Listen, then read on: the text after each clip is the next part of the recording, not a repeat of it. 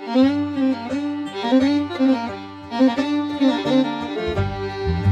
all, so today's video is basically, well, the working title is why I won't be getting a hyper ammo sponsor anytime soon, but I want to just briefly explain why I think that in a short-barreled snubby such as this 638 or even possibly my 620 or my Model 69, I think the best bullet for you to conceal carry with it would be the good old-fashioned wadcutter over the fancy high-tech expanding bullets that are so commonly carried in guns, such as perhaps this Federal HydroShock 38 Special.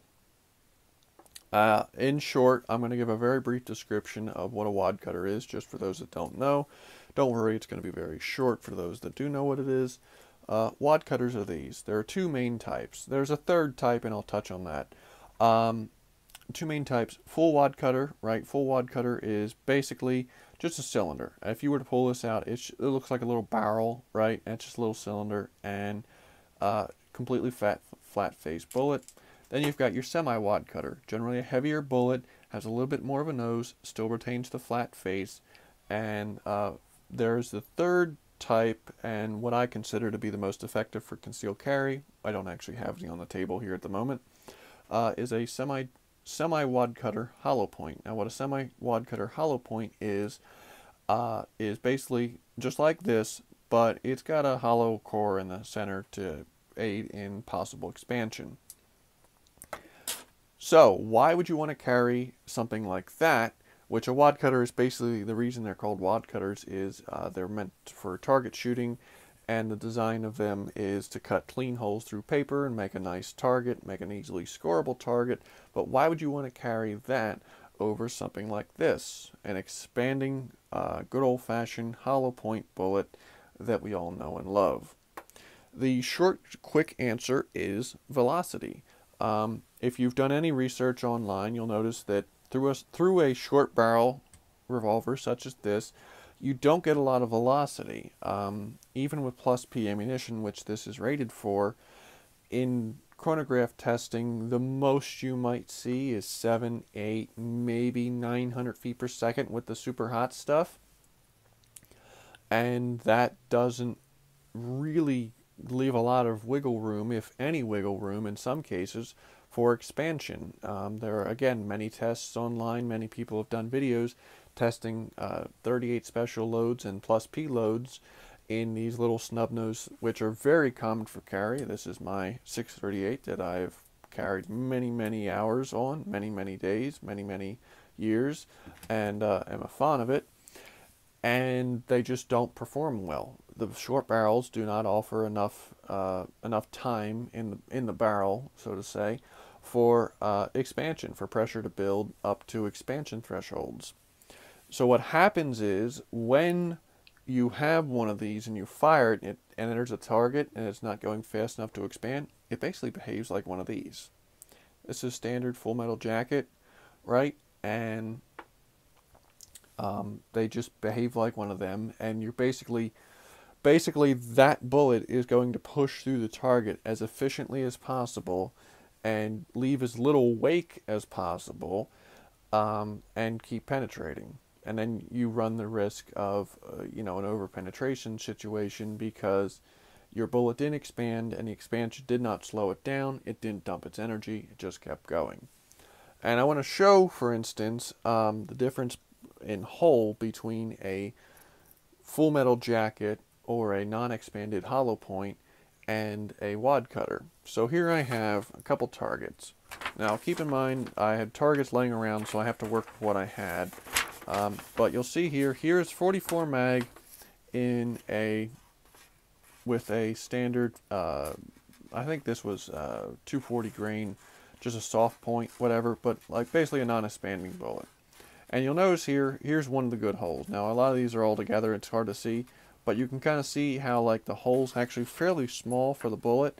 And again, I'm going to hold up the bullet. You'll see how like the hole it was causing, actual hole, was much smaller than the bullet itself, and it's kind of like ripped and torn around the center.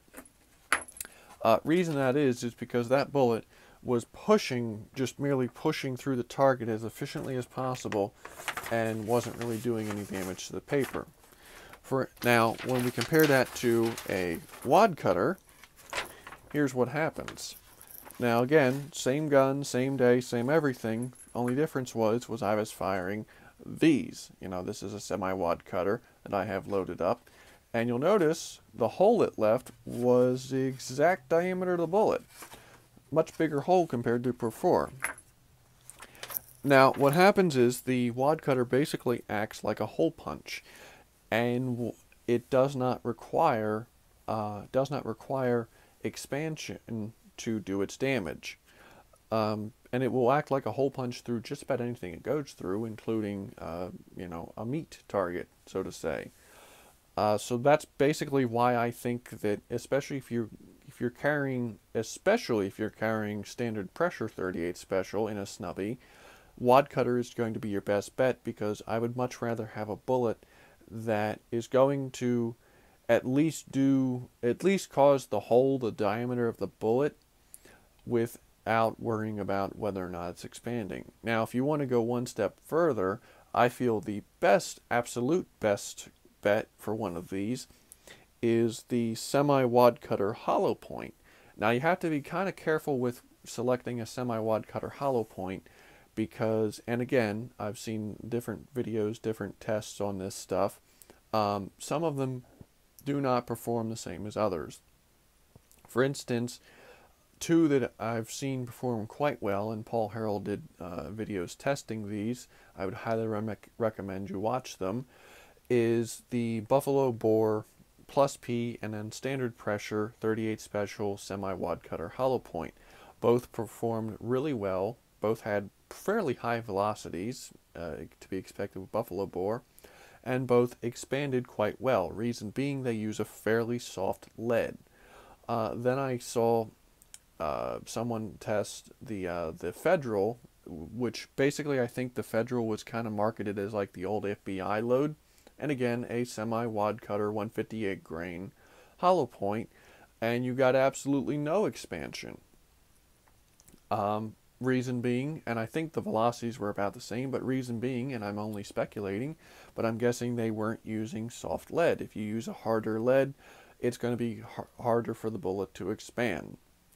You know, there's a reason why, for instance, I have an old box here of 158 grain police service clean bore 38 special, right?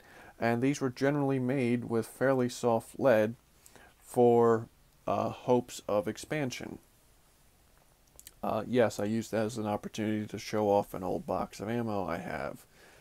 But, so that's basically my video. In any short barreled gun, I would highly recommend you at least consider running a wad cutter or something like that. Something that does not rely on expansion to cause its damage. When I carried my Smith & Wesson Model 69, these were the bullets I carried in it. Full wad cutter, right? They were labeled as 1,300 feet per second. I have yet to get out and chronograph what they were actually doing in this, because this is only a 2 3/4 inch barrel.